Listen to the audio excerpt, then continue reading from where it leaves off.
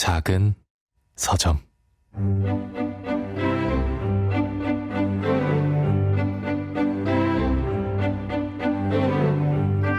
안녕하세요. 작은 서점에서 장강명의 인생책 코너를 맡고 있는 소설가 장강명입니다. 오늘 만나는 초대 손님은 최근 두 편의 에세이 이 지랄맞음이 쌓여 축제가 되겠지, 검은 불꽃과 빨간 폭스바겐을 연달아 펴내면서 큰 주목을 받고 있는 작가님이세요. 최근에는 첫 소설집 나의 어린 어둠도 발표하셨죠. 조승리 작가님 모시고 이야기 나누겠습니다.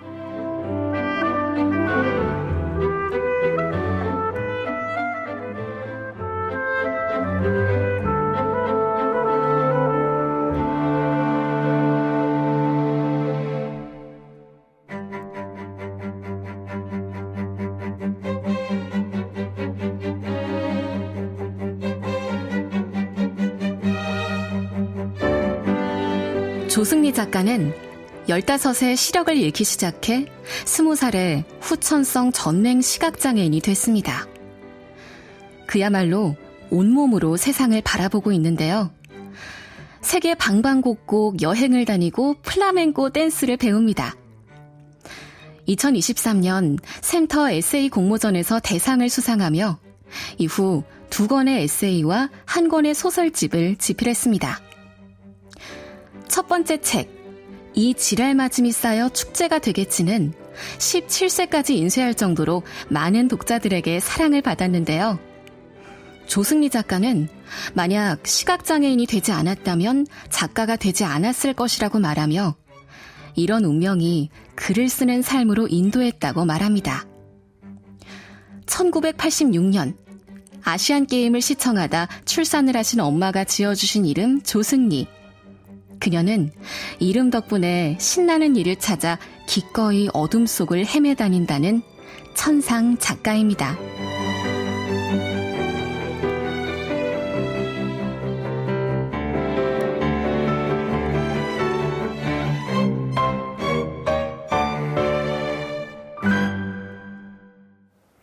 안녕하세요, 작가님. 초대해 주셔서 감사합니다. 조승리입니다. 네. 에세이스트로 또 소설가로 제가 너무 좋아하는 작가님이십니다. 저하고는 같이 이제 월급사실주의 소설 동인을 하고 계시잖아요. 근데 직접 뵙는 건 오늘 처음입니다. 네. 가문의 영광입니다. 저도 영광입니다. 네. 저희 프로그램이 이제 초대 손님께 인생책 3권을 먼저 골라달라고 부탁을 드리고요.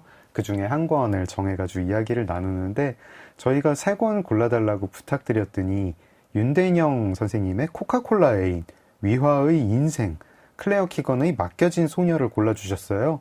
저희는 위화의 인생으로 이야기를 나누려고 하는데 다른 두 책도 짧게 좀 소개를 들을까요?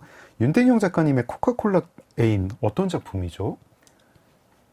코카콜라 A는 윤대영 선생님의 추리로 시작해서 네. 르와르로 갔다 그 연애소설에서 다시 판타지로 끝나는 네. 좀 독특한 소설이고요. 제가 10대 후반에서 20대 중반까지 윤대영 선생님께 푹 빠져 있었어요. 그 전에는 무라카미 하루키를 좋아했는데 윤대영 선생님 소설을 읽고 나서는 네. 하루키 앨범? 윤대영 있는데? 라고 생각할 정도로 윤대영 선생님을 좋아했고, 이 코카콜라 A는 네. 방송 작가인 한 남자가 네. 어떤 PD의 보험 사기에 연루돼요. 네. 그렇게 수사망에 오르고 이 PD의 뒤를 쫓다가 코카콜라 클럽이라는 범죄 집단을 알게 되고, 네. 그 안에서 또 어떤 로맨스가 일어나고, 네. 순식간에 순식간에 그 사건이 모든 그 범인들의 사망으로 종결되고 말아요. 네. 그러고 연결된 로맨스였던 2명의 여성이 있었는데 2명의 여성은 사라지죠. 그렇게 환타지로 끝나버립니다. 추리로 시작했다가 누아르가 됐다가 연애소설이 됐다가 환타지로 끝나요. 네.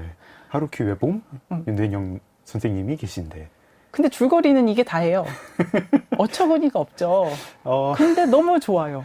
뭐 어떤 면이 좋냐면 네. 윤대영 선생님의 책을 읽다 보면 몸은 이곳에 있는데 정신은 딴 곳에 있는 것 같아요. 네. 그 무언가를 끊임없이 찾아다니는데 그게 잃어버린 자아 같은 거예요. 네. 근데 그 시절 저도 저의 어떤 자아를 찾아서 헤매고 다녔었고, 그 자아를 찾는 순간 글을 써보면 어떨까라는 생각을 했어요. 그래서 윤대영 선생님의 소설을 좋아했고 선생님의 소설을 따라 읽으면서 글을 좀 써볼까라는 생각을 했습니다.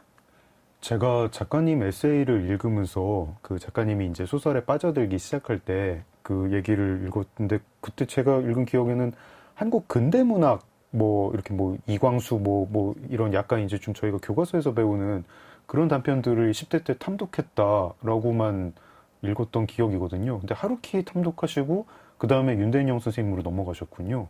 네, 그렇습니다. 그렇게 네. 윤대영 선생님 책을 읽었고 그 다음이 이제 위화 작가를 좋아하게 되었습니다. 뭔가 이렇게 순서가 약간 좀 아시아 편중입니다. 그렇지는 않고요. 네. 이번에 세 권의 책을 뽑아야 했을 때 네.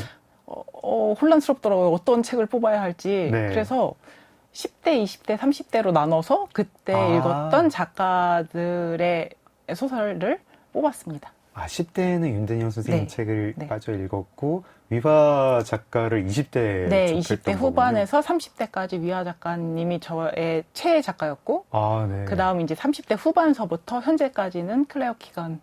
최근에 치고 네. 들어온 것은 클레어 키건. 네, 그렇습니다. 클레어 키건 맡겨진 소녀는 어떤 소설이죠? 키건에 맡겨진 소녀는 이름도 나이도 알 수 없는 한 소녀가 어머니의 출산이 임박되자 먼 친척인 킨셀라 부부에게 맡겨지고 한 여름을 낳으며 그 부부에게 성숙된 사랑을 받으며 성장하는 이야기입니다. 네. 제가 킨셀라 부부의 사랑을 정말 감명 깊게 봤고요. 네. 그리고 이 소녀의 변화되어 가는 그 과정을 아주 여백이 많은데 수많은 이야기가 들어있는 듯한 이 깊은 울림을 줘서 제가 클레어 키건을 특히 좋아하는데요. 저에게 글을 가르쳐 주신 박형경 선생님이 늘 네. 제게 말씀하시기를 제가 어떤 글이 좋은 글이냐고 여쭤본 적이 있어요. 네. 그러면 선생님은 교과서에 실리는 글이 좋은 글이라고 하셨어요. 네. 키건의 글이 아일랜드 교과서에 실린대요. 그렇습니까? 네, 그렇게 좋은 글이라고 하더라고요. 그래서 선생님이 저에게 뭐라고 강론을 하시냐면 네. 너도 글을 쓸 때 그 교과서에 내 글이 교과서에 실릴 수 있다는 생각으로 문장을 쓰라고 늘 강의를 하세요. 그래서 키건을 더 좋아하는 것 같습니다. 이 지랄맞음이 쌓여 축제가 되겠지는 이 들어간 단어 때문에 교과서 실을 때 약간 심의하시는 분들이 좀 고민을 하시지 않을까요? 그럼 얼른 제목을 바꾸겠습니다. 저희가 인생책 3권을 추천해 달라 그랬는데 다 소설로 추천을 해주셨어요. 작가님 평소에 이제 소설 위주로 좀 책을 읽으시나요? 제 책 읽는 독서 습관은 출간 이전과 이후로 나뉘는데요. 네. 출간 이전에는 줄곧 소설만 봤어요. 그러니까 첫 번째 에세이인 네네. 이 지랄맞음이 쌓여 축제가 되겠지. 네, 이전에는 줄곧 소설 소설만 읽었고 네. 또 제가 그 장르 소설을 좋아하는데 추리물을 좋아해요. 그래서 네. 추리물을 많이 읽었어요. 네. 그러다가 제가 얼결에 에세이 작가가 됐잖아요.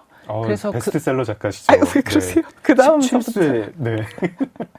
그 다음서부터는 제 원고를 읽으신 분들이 평가가 네. 너의 글은 좀 고루하다.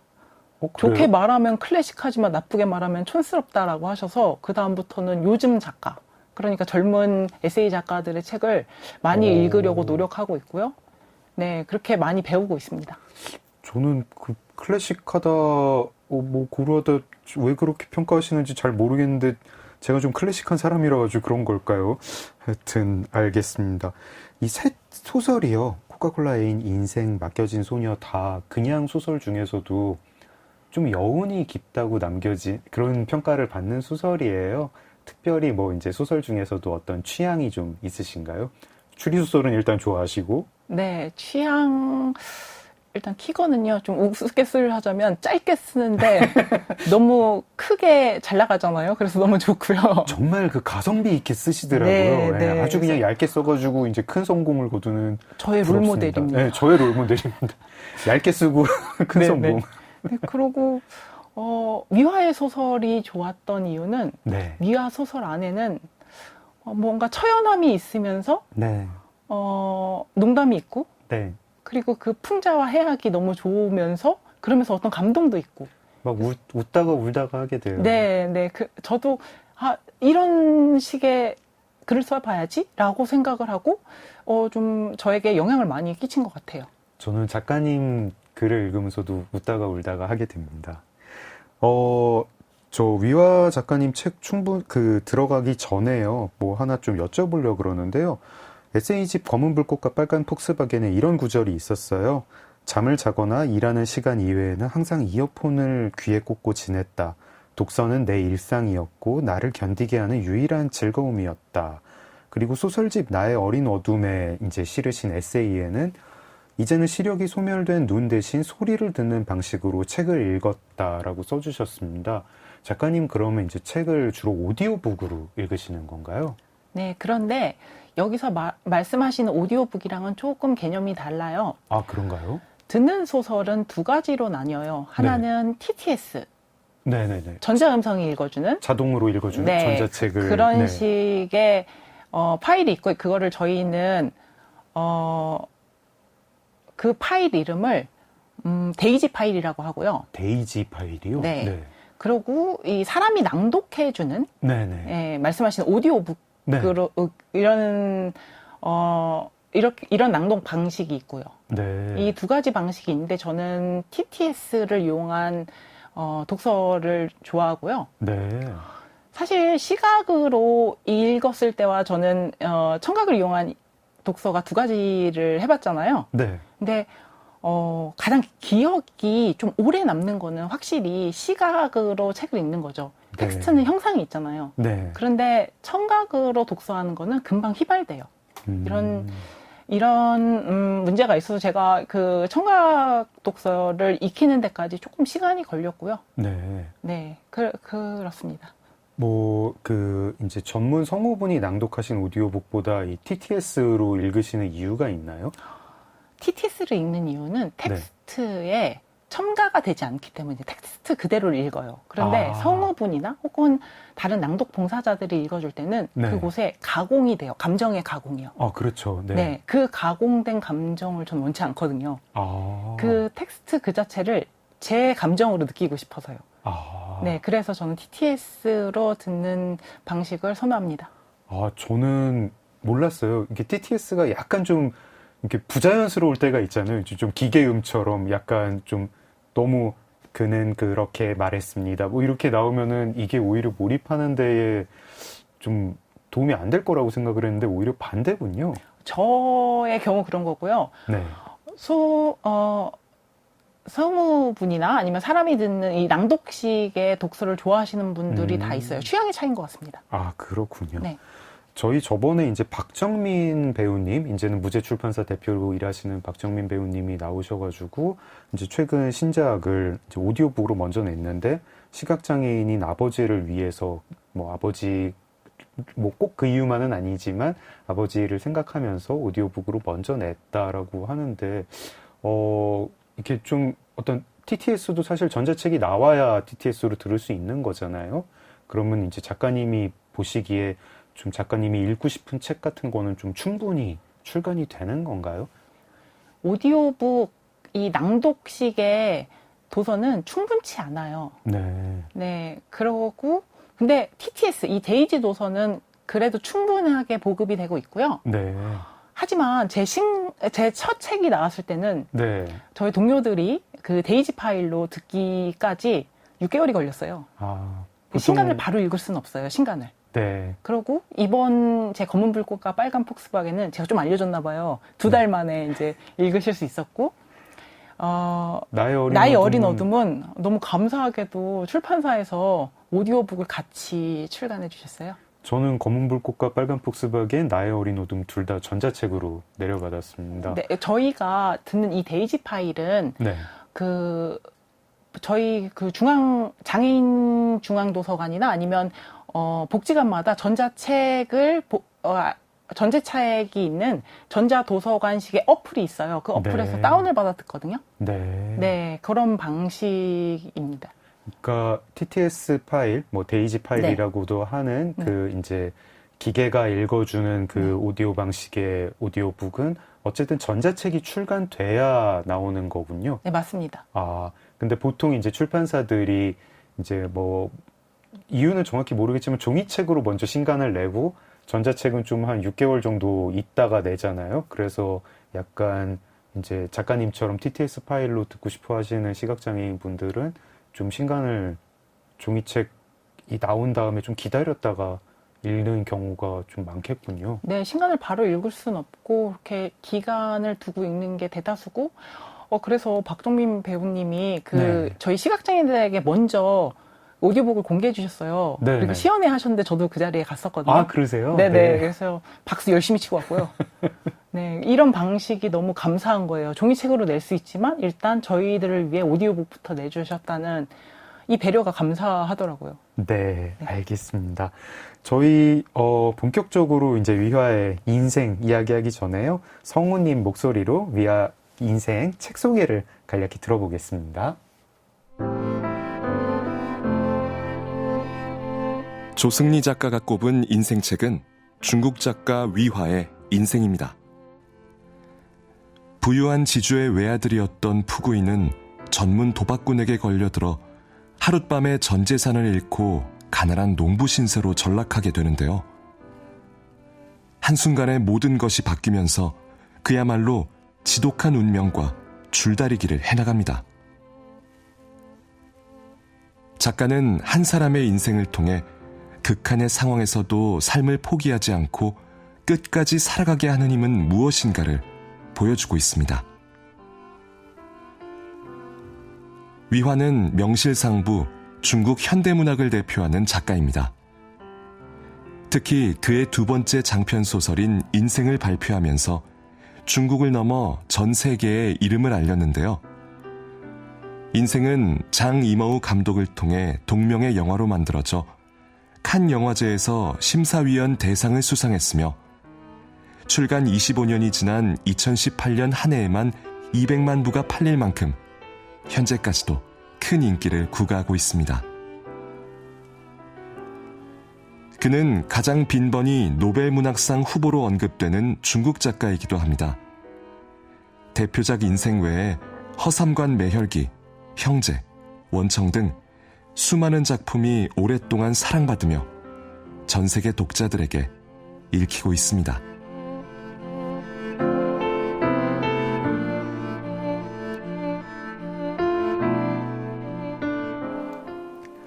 작은 서점 장강명의 인생책, 조승리 작가님과 함께하고 있습니다. 네, 위화의 인생, 저도 굉장히 좋아하는 소설이거든요. 사실 저의 인생책 중에서도 한 권입니다. 작가님은 위화의 인생 언제 어떻게 읽게 되셨나요? 20대 중반에 네. 허삼간 매열기로 시작해서 네. 가랑비 속의 외침 그리고 인생을 읽게 됐고요. 이렇게 인생을 읽는데 너무 소설이 제 스타일인 거예요. 저는 이렇게 슬픔만 꾸준히 가져가는 게 아니라 그 안에 농담이 들어있고 그리고 또 마지막엔 희망이 보이는 이런 구성을 좋아하는데 네. 이 인생이란 작품이 그렇더라고요. 정말 되게 위화만 쓸 수 있는 작품 같아요. 막 이게 다 읽고 나면은 저는 이게 희망적인 결말인지 아닌지도 잘 모르겠거든요. 뭔가 좀 희망적인 결말인 거죠? 생이 뭐 계속되는 한 희망은 있지 않을까요? 가족이 다 떠나가잖아요. 막 이렇게 읽다가 좀 약간 눈물도 막 맺히고 막 이랬는데. 그래서 더 마음이 편하지 않을까요? 가족을 남기고 떠나는 것보다 제가 모두 사랑하는 사람들을 모두 받아주고 그 다음에 마지막에 저희가 헐헐 날아가는 게 관점의 차이 아닐까요? 약간 딴 얘기인데 혹시 위화 작가님 신작 원청 읽으셨습니까? 제가 제7일 이후로 네, 이제 또 취향이 바뀌고 제가 금사빠예요. 근데 이제 취향이 클레어 바뀌고 키건으로 넘어가신 다음에 아니 그 전에 다른 소설가들이 많았고요. 저 원청도 강추합니다. 네, 정말 꼭 읽어보겠습니다. 네, 인생이랑 좀 비슷하고요. 네.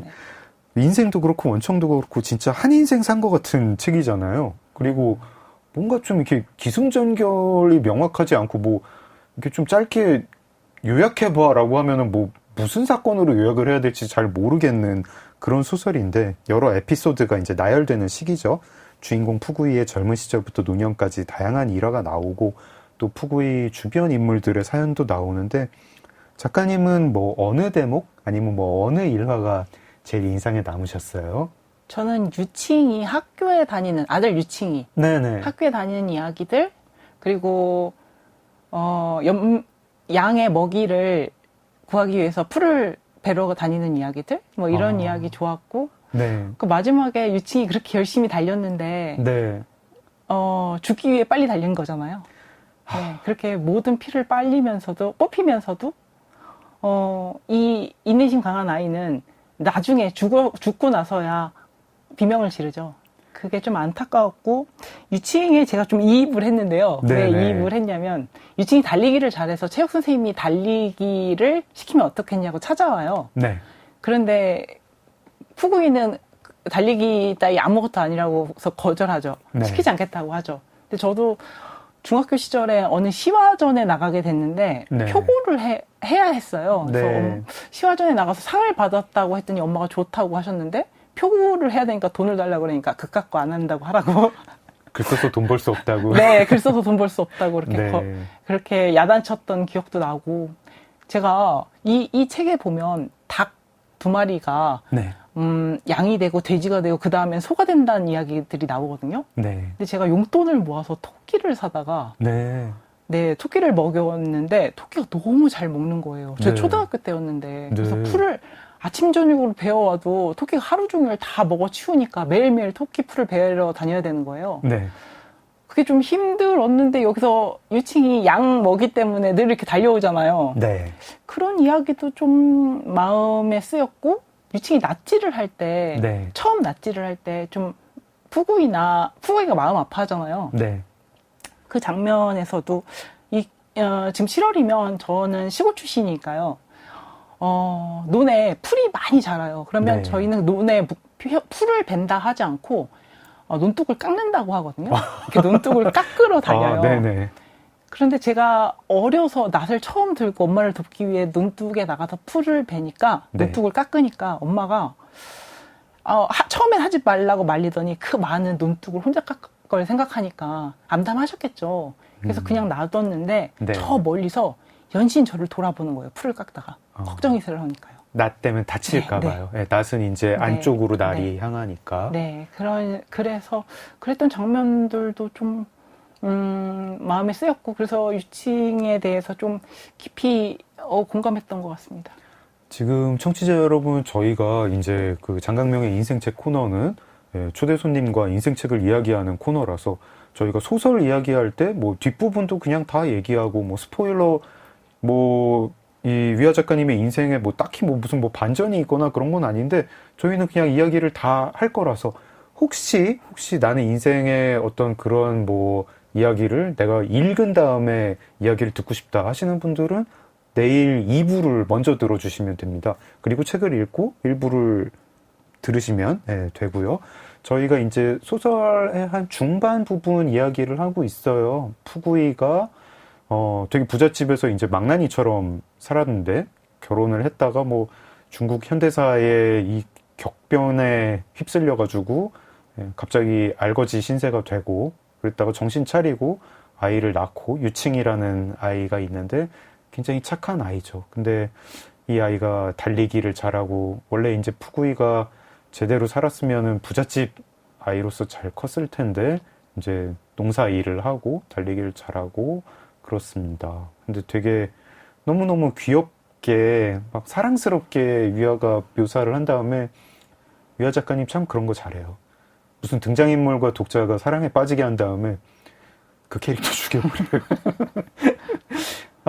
아까 뭐 피를 빨린다 뭐 이런 얘기를 들으면서 책을 안 읽으신 분들은 조금 궁금해 하실 텐데 이건 아마 영화로 보신 분들도 조금 어라? 이러실 거예요. 왜냐하면 영화에서 그 장혜모 감독의 영화에서는 유칭이 소설이랑 좀 다르게 사망을 합니다. 세상을 떠나는데 참 뭐 영화에서도 안타깝지만 소설에서도 너무너무 어이가 없고 안타깝게 사망을 합니다. 작가님 좀 설명해 주세요. 유칭이 네. 그 현장이 있었는데 그 현장의 아내가 아이를 낳아요. 근데 네. 아이를 낳으면서 피를 많이 흘려서 헌혈?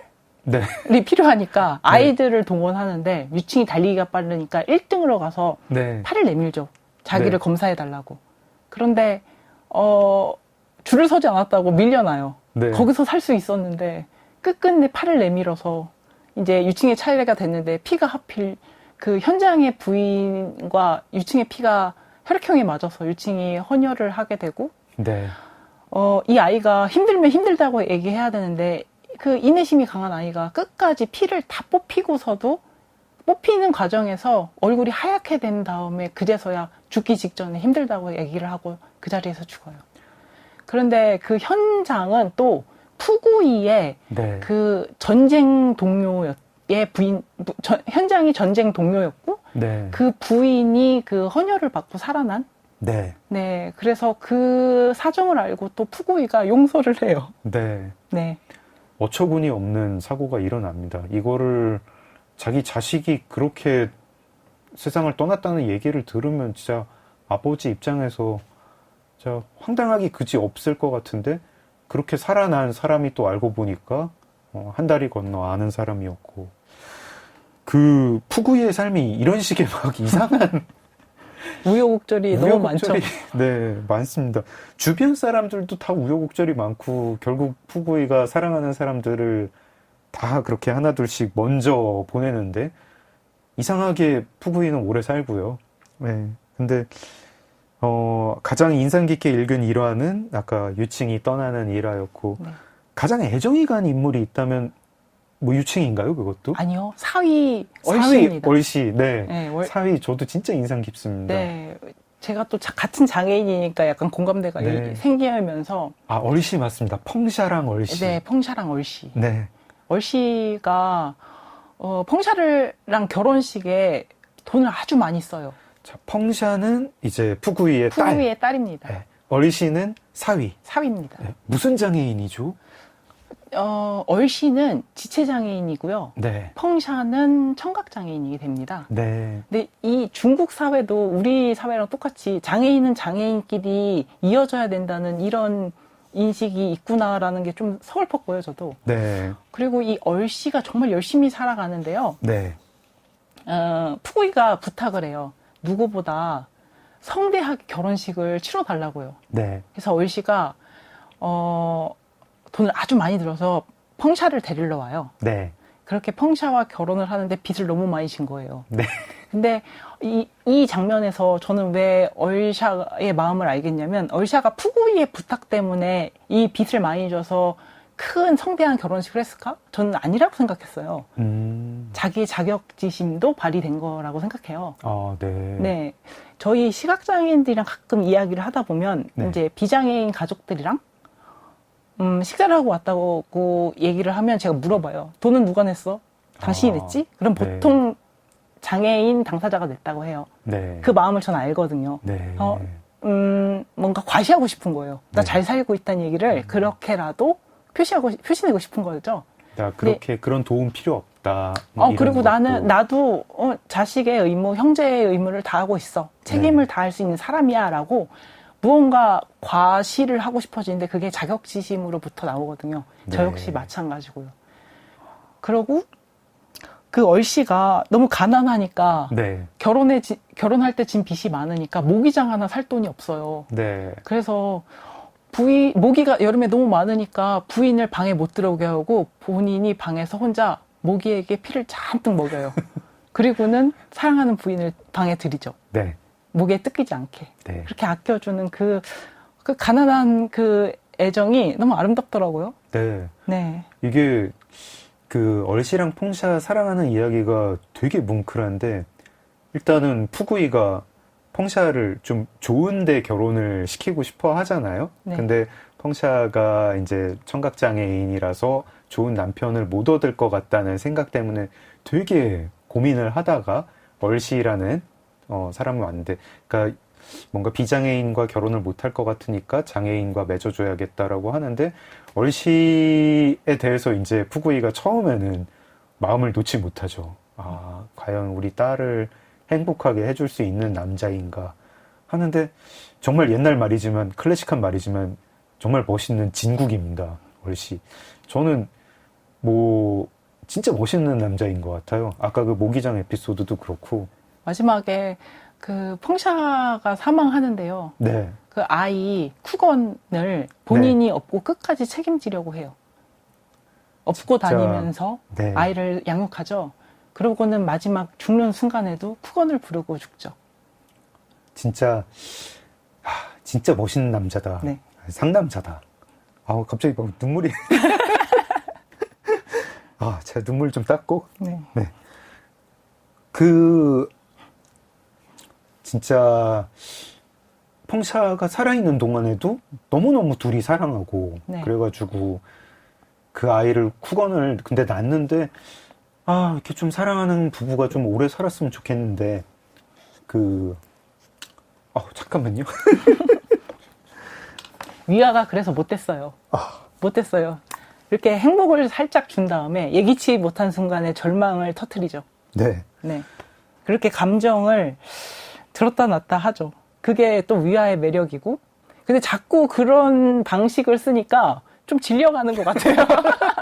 그래서 제가 원청을 안 봤다니까요. 원청 읽어보세요. 원청 진짜 아주 그냥, 인생보다 약간 더 읽기가 고통스러워요. 그러니까 시대가 조금 앞서 있는데, 인생은 그래도 좀 이렇게 웃을 수 있는 에피소드들이 좀 나오는데, 원청이 좀 약간 독하다 할까? 그런데 인생도 너무 좋고, 원청도 좋습니다. 네. 근데 얼씨도, 제가, 이제 쿠건 이름 자체가 그렇잖아요. 이 한자로 우리 이제 식으로 쓰면 아마 고난할 때 그 고자에다가 그 근본 근자 이걸 쿠건이라고 할 건데 그래서 얘는 근본부터 고통스러운 고난에서 시작하는 애다라는 이름일 건데 참 얘까지 떠납니다. 얘까지 떠나고 푸구이 입장에서는 정말 너무 기가 막힌 게 그러니까 아내, 자식들, 사위 까지 특히 이제 자식들이랑 사위는 다 한 병원에서 떠나게 돼요. 그래가지고 막 푸구이가 그 병원에서 이제 손자를 떠나 보내야 될 때는 정말 너무 기가 막혀서 내 평생 그 작은 방에 죽어 누운 사람을 셋이나 봤는데 그게 다 내 가족이었다네. 나는 이미 늙어서 그 기막힌 지경을 더 이상 견딜 수가 없었어. 이러고 한탄을 합니다. 이웃 주민들마저도 쿠건을 쓰다듬어 주면서 얘는 왜 이렇게 명이 고될까? 쿠건도 결국 이제 네. 기가 막히게 콩을 진짜 많이 먹고 또 죽죠. 배가 고파가지고 배가 고픈데 저기 가끔 기근 때 그런 이야기 들어봤어요. 기근인데 뭘 줬더니 우유를 많이 먹고 설사를 해서 사망을 했다든가 메주를 줬더니 메주가 몸에서 불어가지고 배가 복통이 심해져가지고 사망을 했다든가. 근데 죽은 날 하필 또 7살 아이에게 못 갔다는 일을 한참 시키죠. 네. 사무쳤겠죠. 사무쳤겠죠. 읽다가 위화 작가님도 좀 원망스럽고 사는 게 왜 이렇게 고통스러울까요? 이런 생각 혹시 안 해보셨어요? 인간의 제목이 인생인데 인생은 고통으로 가득 찬 건가? 북토크 다니다 보면 네. 독자님들이요. 절망의 순간을 어떻게 견뎌내냐는 말을 저에게 질문을 하세요. 네. 그럼 저는 그럴 때마다 저의 에너지는 억울함이에요. 네. 억울함으로 에너지로 삼아 제가 버텨나가는 것 같습니다. 그리고 이 고통스러움을 그대로 안고 살기에는 인생이 너무 억울하잖아요. 그래서 반항이라도 해보자라는 생각으로 그 반항심으로 또 새로운 일? 좀 내가 즐거워할 만한 일? 그런 일을 찾아서 다니는 것 같다고 말씀드리고요. 그게 또 에너지가 된다고도 말씀드리고 합니다. 작가님이 보시기에는 푸구이도 그런 에너지로 사는 사람인가요? 푸구이는 그렇게 억울해하는 것 같지는 않던데요. 푸구이는 살면서 네. 무언가 살아가는 의지가 될 만한 무언가를 찾아내는 것 같아요, 자꾸. 그게 마지막에는 늙은 소죠. 늙은 소. 네. 이름이 푸구이인 소. 네. 자기 이름을 붙여주고, 네. 근데 또 딸 이름으로 부르기도 하고, 아들 이름으로 부르기도 하고 그러죠. 그 소한테. 네. 그래서, 부인 이름 혹은 딸 이름을 부르면서 누구는 일을 더 얼만큼 했는데 너도 열심히 해야지라고 그 기운을 북돋아주죠. 이 억울함에서 얻는 에너지랑요, 내지는 푸구이처럼 뭐 뭔가 다른 거에서 살 이유를 찾는 거랑 어느 게 더 나은가요? 꼭 억울함만 갖고 사는 건 아니잖아요. 저도 명랑함을 억지로 좀 짜내는 경우가 있거든요. 네. 그러니까 사람이 살면서 잊지 말아야 할 것은 이 명랑함이다. 이 농담이다. 이 잠깐의 농담, 잠깐의 웃음으로 또 불행을 견디고 살아가는 거 아닌가라는 생각하고 있습니다. 어떤 사람은 좀 별로 고통 안 겪으면서 사는 사람도 있는 것 같지 않습니까? 별로 억울하지 않게 좀 인생 참 순탄하게 산다 뭐 이런. 있는데요. 제가 마사지를 하다 보면 네. 사람의 몸에는요, 그 네. 세월이 고스란히 담겨 있거든요. 네. 언어는 거짓말을 하는데 몸은 거짓말을 하지 않거든요. 네. 그렇게 마사지를 하다 보면 세월 내내 고생하신 분이 있고, 네. 그리고 평온하게 사신 분이 있잖아요. 네. 근데 어딘가는 고장나 있어요. 그게 정신이든 몸이든. 어, 그 세월은 공평해요. 어딘가는 고장나게 만들고 어딘가는 고통을 줘요. 그래서 이러면 공평한 거 아닌가? 라는 생각을 할 때가 있습니다. 푸구이는 이제 소설 마지막에 이르러서요, 자기 인생을 이제 요약을 해주는데요. 설명을 해주는데, 자기는 진짜 평범하게 살아왔다. 전혀 평범하게 산 것 같지 않은데, 평범하게 살아왔다. 그리고 자기는 바로 그런 운명이었던 거다라고 이렇게 얘기를 합니다. 제가 인생을 한 10여 년쯤 전에 읽은 것 같은데, 그때는 운명? 뭐 그게 뭔가? 뭐 이런 사실은 뭐 아직도 운명이라는 게 뭔지 잘 모르겠어요. 근데 최근에 이제 조승리 작가님의 검은 불꽃과 빨간 폭스바겐 작가 소개 글에서요, 운명이라는 단어를 되게 인상 깊게 접했어요. 그 작가 소개 글이, 격리가 꿈이었던 나는 시각장애인이 되었습니다. 안마사로 살던 나는 작가가 되었습니다. 운명은 나를 어디까지 데려갈까요? 라는 문구였습니다. 작가님은 운명이란 게 있다고 생각을 하세요? 운명이 뭔가요? 저는 그 김수영 시인을 좋아하는데, 네. 절망이라는 시를 좋아하는데, 그 시의 마지막 구절이 구원은 예기치 못한 순간에 온다 라는 구절이 있거든요. 근데 구원도 그렇지만 절망도 고통도 예기치 못한 순간에 오니까 더 아픈 거거든요. 네. 네, 그 구절을 좋아하는데, 운명? 예기치 못한 순간에 운명이 찾아와요. 예를 들어 제가 2년 전에는 글을 쓰는 삶을 상상치도 못했어요. 네. 1년 6개월 만에 4권의 책을 냈어요. 네. 기적 같아요. 이게 운명이 아니고서는 어떻게 표현할 방법이 없어요. 또 소설책에서만 뵙던 장강명 작가님을 눈앞에서 봬요. 그건 운명은 아니고.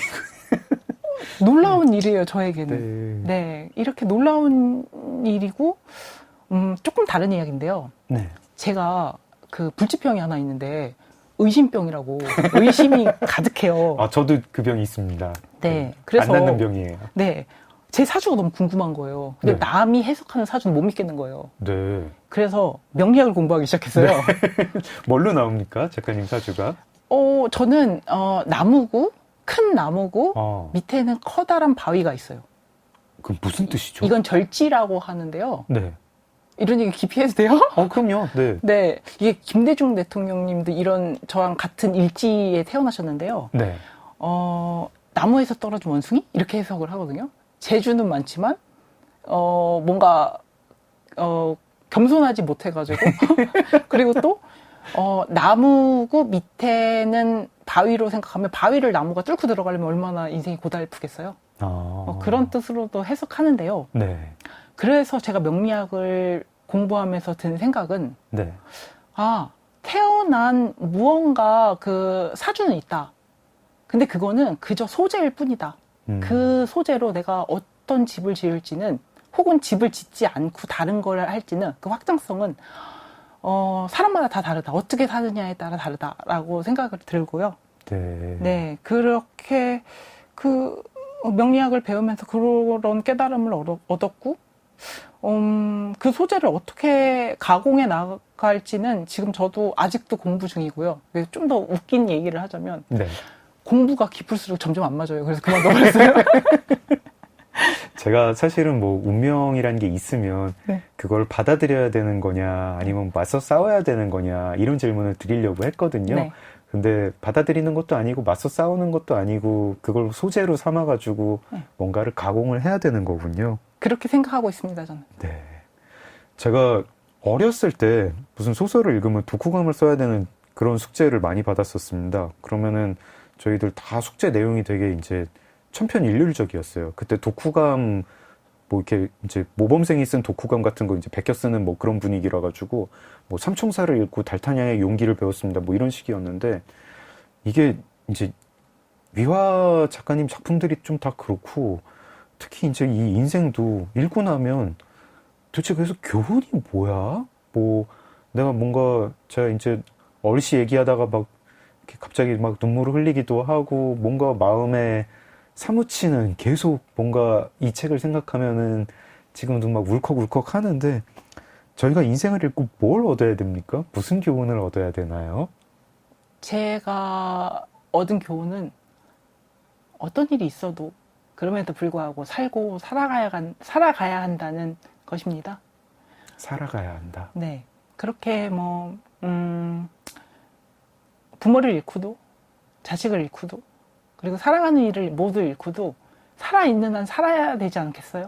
근데 그냥 살아가면 그 살아갈 힘이 없어요. 그러니까 살아갈 이유를 만들면서 살아가야 되지 않을까? 저는 그런 생각을 했습니다. 뭐 가끔 저희가 무슨 뭐 역사 속에서 그런 사람들이 있잖아요. 뭐 구질구질하게 사는 이 초계처럼 이렇게 딱 내 인생 여기서 정리해버린다. 이런 거는 작가님은 이제 동의하지 않으시는 거죠? 자존심을 세울 때는 덜 힘들어 본 겁니다. 아, 그래요? 네, 자존심이라는 건, 근래 좀 또 다른 얘기인데요. 네네. 근래 저희가 그 소규모 독서 모임을 하는데, 네.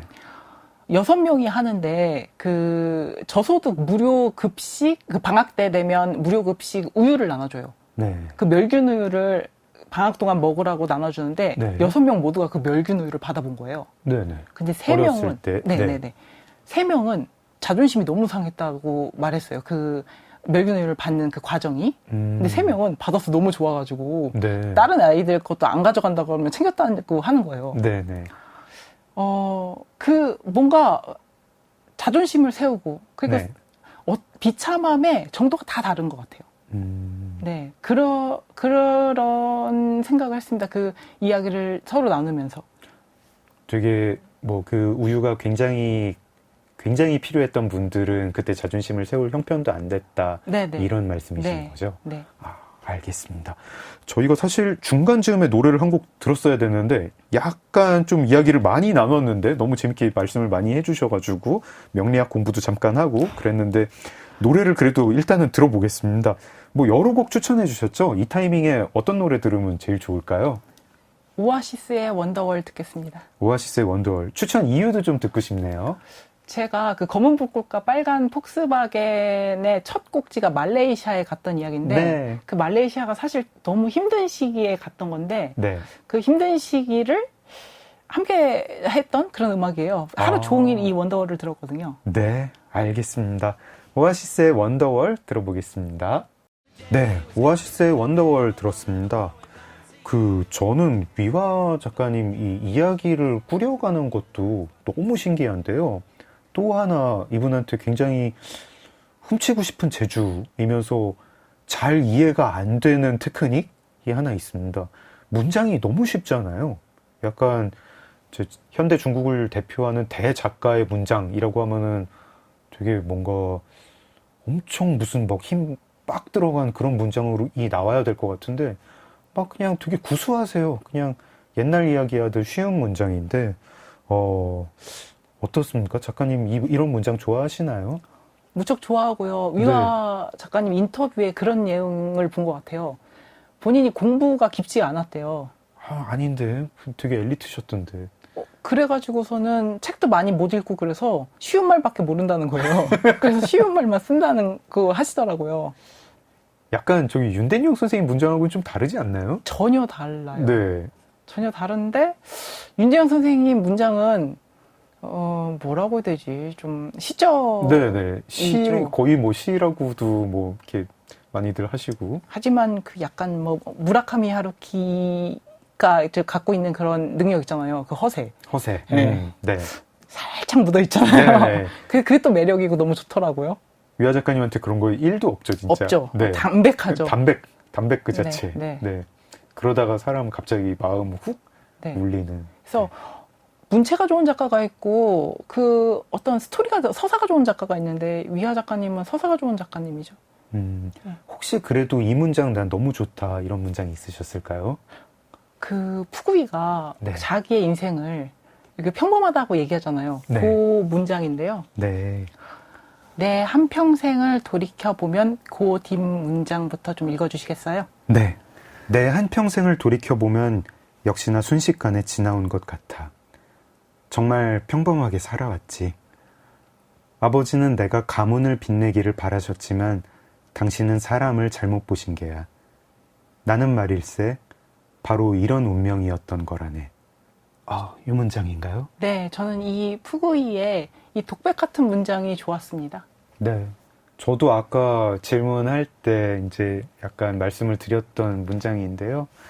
아, 저도 이렇게 나중에 제가 제 삶을 돌이켜 보면서 나는 말이야 바로 이런 운명이었던 거야. 그렇게 얘기할 수 있는 시간이 올까? 되게 이상합니다.